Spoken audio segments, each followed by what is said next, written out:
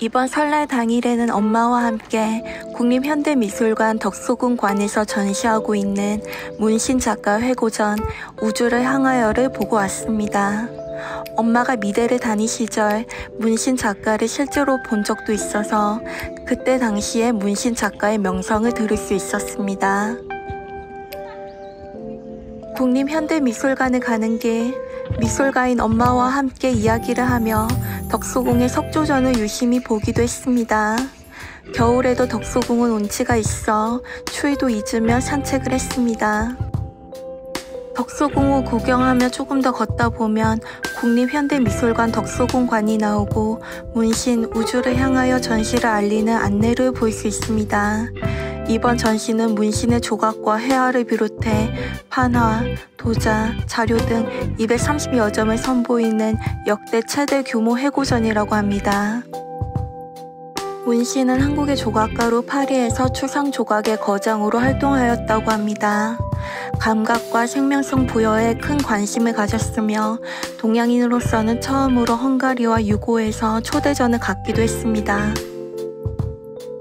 문신 작가는 1922년 일본 규소의 탄광지대에서 한국인 이주 노동자인 아버지와 일본인 어머니 사이에서 태어났습니다. 5살의 아버지의 고향인 마산 땅을 밟은 그는 조모스라에서 유년기를 보냈고 16의 나이에 회화를 공부하기 위해 다시 일본으로 떠났습니다.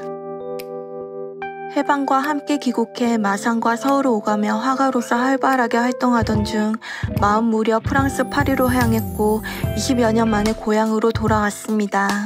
이때 문신은 화가가 아닌 조각가 문신으로 명성을 떨치고 있었다고 합니다. 엄마도 문신 작가의 회화 작품들을 보면서 조각가인 줄만 알았다가 회화 작업도 했구나 하고 새롭게 알게 되셨다고 합니다.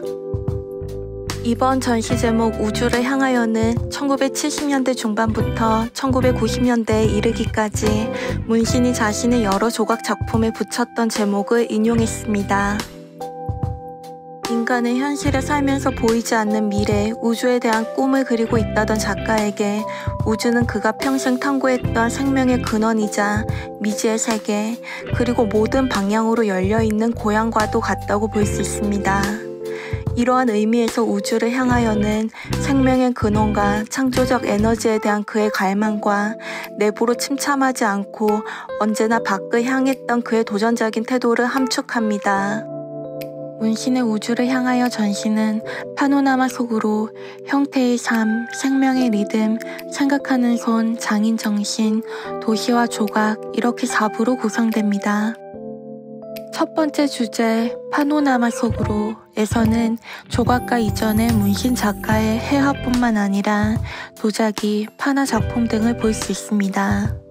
문신은 1938년에 일본에 건너가 도쿄의 일본 미술학교 양화가에 입학해 공부하며 청년 예술가들이 교류하는 도쿄 이케부쿠로 시나마츠 예술인촌에 거주하면서 화가로서 갖춰야 할 기본적인 소양을 다졌다고 합니다.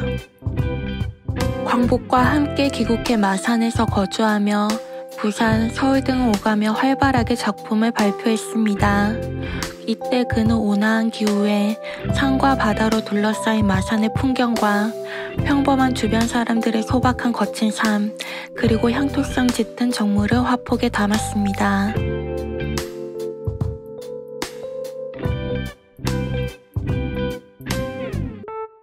1948년작 고기잡이를 보면 여명의 간신히 비치는 것 같은 어둡고 삭막한 하늘을 배경으로 알몸에 반바지만 입은 근육질의 어부 8명이 그물줄을 당기며 거친 물살과 사토하듯 작업하는 모습이 현장감 있게 느껴집니다. 이렇게 작가는 고향의 산과 바다, 어부들의 풍경 등의 현장의 느낌과 기운 그 자체를 충실하게 화폭에 옮기려고 했습니다.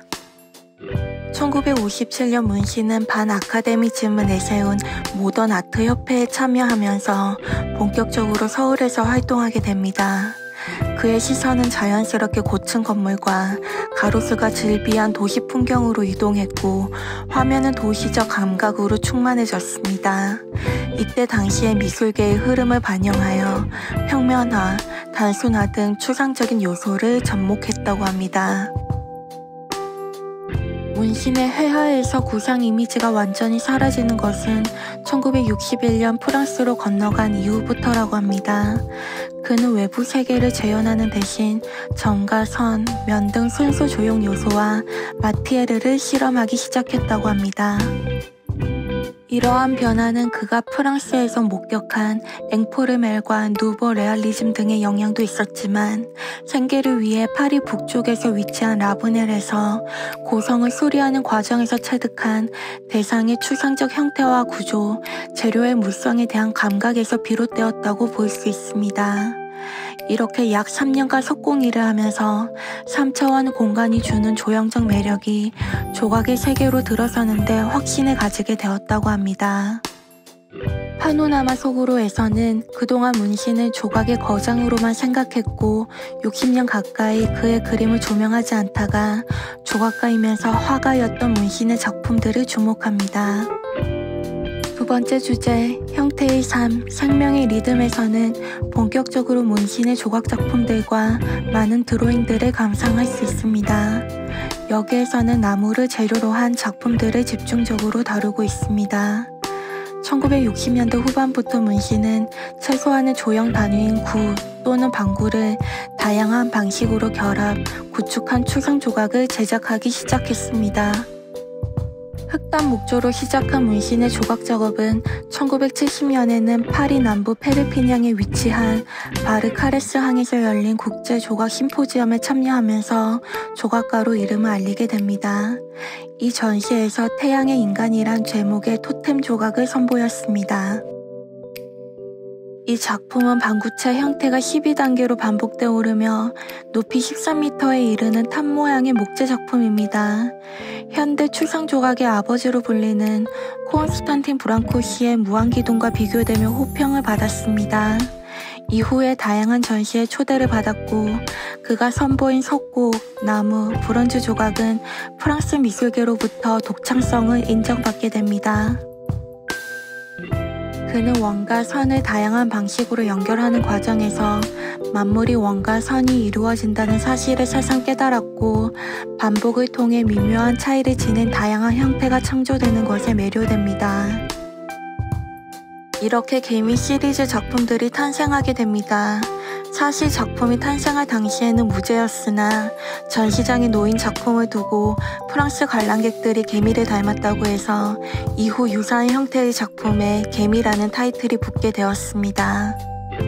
문신의 작품들은 전체적으로 문신 특유의 좌우대칭을 이루고 있지만 두 개의 구를 가로지르는 선의 길이와 방향이 미세한 차이를 지님으로써 단조로움을 깨뜨립니다. 생명체에서 정확한 대칭을 볼 수 없듯이 미묘한 차이를 둡니다. 세 번째 주제, 생각하는 손 장인 정신에서는 브론즈를 재료로 한 작품들과 그와 관련된 드로잉들을 볼 수 있습니다. 문신은 하나의 작품을 시작하기 전에 긴 준비 기간을 가졌는데 재료와 도구를 잡는 순간 계획에 의존하지 않고 손의 물리적인 동작에 철저하게 몰입했습니다. 반복을 통해 숙련된 기술과 촉각적인 직감을 통해 손의 감각이 향상되면 동작은 즉흥적으로 리듬을 타게 되고 작가는 더 이상 기술에 함몰되지 않고 상상력을 매개로 직관적인 도약에 도달하는 것을 의도했습니다. 이와 같은 제작의 즉흥성은 예상치 못했던 형태가 스스로 창조되는 과정과 자연스럽게 겹쳐집니다. 문신은 다양한 재료와 기법을 능숙하게 구사하며 창작의 고된 물리적 행위를 즐겼고 감상자는 그의 작품에서 강인한 체력과 인내심 그리고 부단한 노동의 흔적을 발견할 수 있습니다. 이 전시실에서는 작업일지와 실제 작업에 쓴 도구를 만나볼 수 있습니다. 네 번째 주제, 도시와 조각에서는 문신이 프랑스 체류 시절 도시와 환경이라는 좀 더 넓은 관점에서 조각을 바라본 그의 창작물들이 선보입니다. 1965년 잠시 귀국했던 작가가 1967년 2차 도불전을 발표한 인간이 살 수 있는 조각은 그가 환경으로부터 분리된 자주적인 오브제, 즉 자기 지시적인 모더니즘 조각의 경계를 뛰어넘고자 했음을 보여줍니다. 단체 활동을 거의 하지 않았던 그가 현대도시 미학에 관심을 가진 다양한 전공의 예술가들이 만든 단체에 참여했다는 점 역시 도시 환경에 대한 문신의 관심을 엿볼 수 있는 대목입니다. 1980년 문신이 영국 귀국했을 무렵 한국은 아시안게임과 올림픽을 앞두고 도시 미관과 환경에 대한 관심이 고조되어 야외 조형물들이 활발하게 조성되기 시작했다고 합니다. 작가는 당시 국내 브론즈 주조 기술이 프랑스보다 결과물이 만족스럽지 않아 이에 해결 방법을 찾던 중 비교적 가볍고 부식이나 녹에 강해 야외 조형물 재료로 스테인리스 스필을 발견했습니다. 그의 스테인리스 스필 조각은 나무나 브론즈 조각과 또 다른 현대적 감각을 발산합니다. 완성된 조각의 매끄럽고 광택이 나는 표면은 빛을 흡수하기도 하고 반사하면서 보는 이를 포함한 주변 풍경을 반영합니다.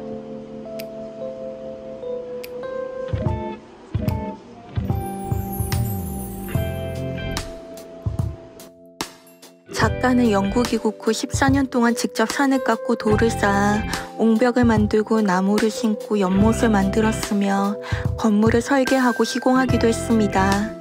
작가는 마산에 정착하여 창작에만 몰두하고 직접 디자인해 건축한 문신 미술관을 1994년에 개관하고 이듬해 타계했습니다.